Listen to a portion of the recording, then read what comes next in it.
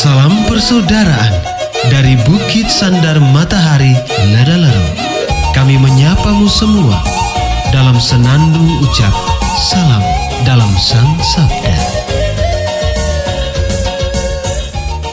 Bacaan Injil dan Renungan hari ini, edisi 14 Februari 2025, peringatan Santo Cyrilius dan Methodius, disusun dan dibawakan oleh Frater Sani Tukan SVD.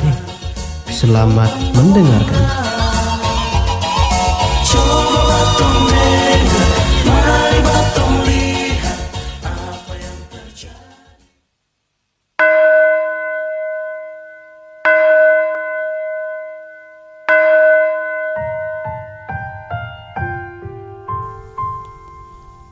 Bacaan dari Injil Markus. Yesus meninggalkan lagi daerah Tirus dan melalui Sidon pergi ke Danau Galilea, memasuki daerah Dekapolis. Orang membawa kepadanya seorang yang tuli dan gagap dan memohon kepadanya supaya ia meletakkan tangannya di atas orang itu. Sesudah Yesus memisahkan dia dari orang banyak sehingga mereka sendirian, ia memasukkan jarinya ke telinga orang itu, lalu ia meludah dan menyentuh lidah orang itu. Sambil menengadah ke langit, Yesus mendesah dan berkata kepadanya, "Efata," artinya terbukalah. Seketika itu terbukalah telinga orang itu dan pulihlah lidahnya, lalu ia berkata-kata dengan baik. Yesus memperingatkan mereka supaya jangan menceritakannya kepada siapapun juga. Namun makin dilarangnya, makin luas mereka memberitakannya. Mereka teramat takjub dan berkata, "Ia melakukan segala-galanya dengan baik. Yang tuli dijadikannya mendengar, yang bisu dijadikannya berkata-kata." Demikianlah sabda Tuhan.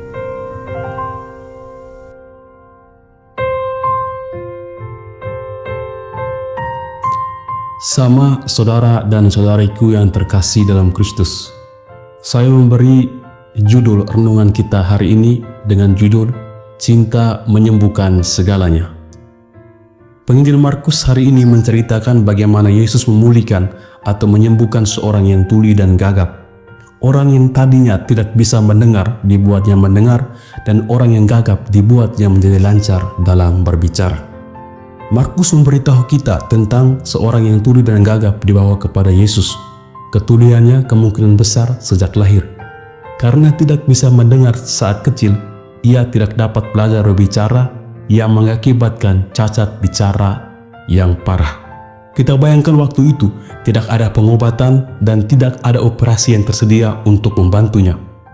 Mereka yang menderita seperti ini biasanya diolok-olok dan sering ditolak. Mereka dianggap dihakimi oleh Tuhan karena beberapa dosa dalam hidup mereka atau karena kehidupan orang tua mereka yang tidak benar. Yesus hadir untuk memperbaiki pola pikir orang banyak tentang Tuhan yang menghakimi seseorang karena ia berbuat dosa atau karena tindakan kehidupan orang tuanya. Yesus sebaliknya menunjukkan bahwa Tuhan itu Maha Pengasih, sehingga ia selalu menolong umatnya. Yesus menunjukkan bahwa Tuhan melakukan segala sesuatu dengan cinta. Cintanya melampaui pemahaman akal budi manusia. Lantas, mujizat Yesus ini sebagai bukti cinta Allah yang senantiasa menolong umatnya dalam situasi apapun itu. Sama saudara dan saudariku yang terkasih dalam Kristus. Dalam arti tertentu, kita bisa digolongkan seorang tuli. Kita masuk dalam jajaran orang yang menutup telinga dan menolak untuk mendengarkan sabda Tuhan. Bahkan, dalam kehidupan sosial pun, kita tuli atau pura-pura menjadi tuli untuk mendengarkan orang lain, padahal orang lain ialah juga bagian dari citra Allah. Terkadang pula, karena kita tuli atau menjadi pura-pura tuli, membuat kita menjadi seorang tuli dan gagap dalam bacaan Injil tadi, di mana kita akan sangat tidak menyadari dan tidak tahu tentang Tuhan dan kebenaran cintanya. Kita tidak dapat berbicara secara rohani karena kita tidak dapat mendengar secara rohani. Maka marilah kita membuka telinga hati kita untuk mendengar dengan penuh cinta suara hati kita sendiri, suara hati orang lain, dan mendengar suara Tuhan. Selain itu, kisah penyembuhan ini memperingatkan kita tentang sikap mendengarkan. Mendengarkan hampir sama seperti memperhatikan. Memperhatikan di sini dalam tanda petik ada hati, yang berarti melibatkan perasaan. Mengapa? Karena untuk mendengarkan Tuhan dan mendengarkan orang lain, kita perlu melibatkan hati atau perasaan sehingga turut merasakan suasana hati Tuhan dan suasana hati orang lain tentang apa yang Dia inginkan atau apa yang Tuhan inginkan. Jadi tidak asal-asal kita mendengarkan. Merasakan suasana hati orang lain terlukis jelas dalam bacaan Injil tadi, di mana orang mohon kepada Yesus untuk meletakkan tangannya atas orang tuli dan gagap itu. Terkadang pelayanan kita tampak seperti ini. Kita harus membawa orang yang berkesusahan dan meminta Tuhan untuk memberi penghiburan atasnya. Dari tindakan ini, sebenarnya cinta hadir untuk menciptakan rasa saling pengertian, berbelasungkawa terhadap diri sendiri dan terhadap orang lain. Sama saudaraku yang terkasih dalam Kristus. Hari ini juga kita memperingati peringatan wajib Santo Cyrilius dan Methodius. Keduanya adalah kakak beradik yang memilih menjadi misionaris. Sumbangan mereka untuk gereja ialah dengan menekankan inkulturasi lokal, terutama penggunaan bahasa setempat untuk pewartaan. Maksud mereka ialah supaya bahasa setempat menjadi jembatan untuk mempertemukan orang lain dalam memahami sabda Tuhan secara baik, dan supaya semua orang merasakan betapa nikmatnya bahasa cinta Tuhan yang dapat menyembuhkan segala sesuatu. Selain itu, hari ini juga kita merayakan seluruh dunia merayakan Valentine Day. Kita diajak untuk tidak sekadar memberikan coklat, memberikan bunga, berjabatan tangan, berpelukan mesra, dan makan malam romantis, tetapi kita semua diajak untuk membagi kasih sayang kepada sesama tanpa memandang latar belakang.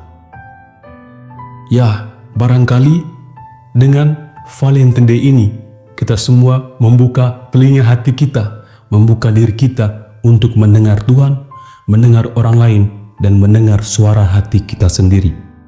Semoga yang disemogakan. Amin.